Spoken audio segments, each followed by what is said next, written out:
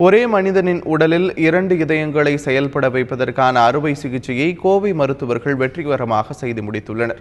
கோவையில் உள்ள தனியார் மருத்துவமனை ஒன்றில் 45 வயதுடைய நோயாளி ஒருவருக்கு இருதய மாற்று அறுவை சிகிச்சை செய்ய முடிவெடுக்கப்பட்டது.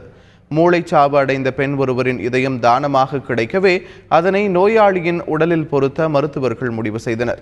ஆனால் நோயாளியின் இதயத்தில் சிறிது இயக்கம் தென்படவே அந்த இதயத்தை அகற்றாமல் அதனோடு புதிய இதயத்தையும் இணைத்து இயக்கங்களை பகிர்ந்துள்ளனர்.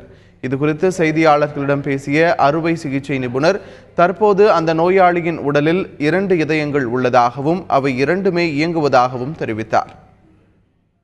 45 வயதான நோயாளி இருதய பலகீனத்துடன் ஹார்ட் பம்பிங் 10% தான் பம்பிங் ஆகிட்டு இருந்தவர் இருதய மாற்று அறுவை சிகிச்சைக்காக கோவை மெடிக்கல் சென்டர் வந்தார்.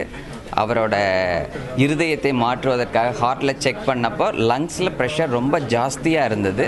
அதனால் அவரோட இருதயத்தை மாற்றும் போது சில சிரமங்கள் இருக்கும்னு நினச்சி பழைய இருதயத்தை பம்ப் பண்ணுறது கண்டினியூ பண்ணிவிட்டு இன்னொரு புது இருதயத்தையும் அந்த பேஷண்ட்டுக்கு வச்சோம்.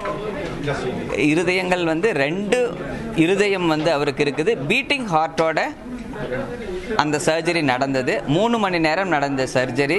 அவருக்கு நல்லபடியாக ரெடியாகி இப்போ உங்கள் முன்னாண்ட பேசினார் அவர் நோயாளி.